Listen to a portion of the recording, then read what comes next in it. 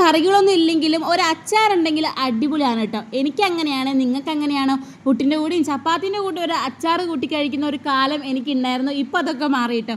അങ്ങനെതാ കുറച്ച് മാങ്ങ കിട്ടിയിട്ടുണ്ടായിരുന്നു, പാളയത്ത് പോയപ്പോൾ വാങ്ങിച്ചതാണ്. അതുകൊണ്ട് നമുക്ക് അച്ചാറും ഉപ്പിലിടലും ഒക്കെ ചെയ്യണം. അപ്പോൾ ഈ വീഡിയോ എന്ന് പറയുന്നത് ഒരു അടിപൊളി മാങ്ങ അച്ചാറാണ് കേട്ടോ. സിമ്പിളായിട്ട് ഞാൻ ഉണ്ടാക്കിയ ഒരു മാങ്ങ അച്ചാറാണ്. ഞാനിതിൻ്റെ റെസിപ്പിയൊക്കെ യൂട്യൂബ് നോക്കിയിട്ട് തന്നെ കണ്ടുപിടിച്ചതാണ് കേട്ടോ. ഒരു പാത്രം വെച്ചിട്ട് അതിലേക്ക് നല്ലെണ്ണ ഒഴിച്ചിട്ട് ഇഞ്ചി, വെളുത്തുള്ളി, പച്ചമുളക്, കരിവേപ്പില ഇതെല്ലാം കൂടെ ഇട്ടിട്ട് പിന്നെ മസാലപ്പൊടികളായ അച്ചാർ പൊടിയും, മുളക് പൊടിയും, കുറച്ച് മഞ്ഞൾപ്പൊടിയും, ഉപ്പും, കുറച്ച് ഉലുവ ക്രഷ് ചെയ്തതും, കടുക് പൊടിച്ചതും എല്ലാം കൂടെ ഇട്ടിട്ട് നന്നായിട്ട് അങ്ങോട്ട് മിക്സ് ചെയ്യുന്നുണ്ട് കേട്ടോ.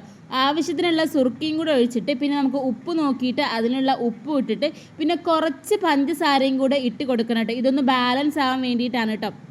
അപ്പം നിങ്ങളെങ്ങനെയാണ് അച്ചാറൊക്കെ ഇഷ്ടമുള്ള ആളുകളാണ്? എന്ത് അച്ചാറാണ് നിങ്ങൾക്ക് ഏറ്റവും കൂടുതൽ ഇഷ്ടമെന്ന് കമൻറ്റ് ചെയ്യണേ. എനിക്ക് നാരങ്ങയും മാങ്ങയും ഒക്കെ ഇഷ്ടമാണ് കേട്ടോ.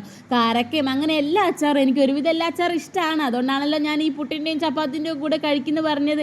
അങ്ങനെ ഇതെല്ലാം കൂടെ ഇട്ടിട്ട് നമ്മുടെ മാങ്ങ കഷ്ണങ്ങളോടെ മിക്സ് ചെയ്ത് കഴിഞ്ഞാൽ നല്ല കൊഴുപ്പുള്ള നല്ല അടിപൊളി മാങ്ങ അച്ചാർ റെഡി ആയിട്ടുണ്ടോ. ഒരുപാട് ചാറൊന്നും ഇല്ല കേട്ടോ. ഉലുവ ഇങ്ങനെ ക്രഷ് ചെയ്തിടുമ്പോൾ നമ്മുടെ അച്ചാറിനൊരു പ്രത്യേക കൊഴുപ്പ് വരും കേട്ടോ. അപ്പോൾ നല്ല ടേസ്റ്റാണ്. ഞാൻ വിചാരിച്ചതിലും ടേസ്റ്റ് ഉണ്ടായിരുന്നു കേട്ടോ എൻ്റെ അച്ചാറിന്. അപ്പോൾ സുർക്കിയും അച്ചാർ പൊടിയൊക്കെ നിങ്ങളുടെ ആവശ്യത്തിനനുസരിച്ച് വേണം ഇടാൻ വേണ്ടിയിട്ട്. എന്തായാലും എൻ്റെ സിമ്പിൾ അച്ചാർ നിങ്ങളൊന്ന് ട്രൈ ചെയ്ത് നോക്കാൻ മറക്കേണ്ട. അപ്പോൾ ബൈ ഗൈസ്, വീണ്ടും കാണാം.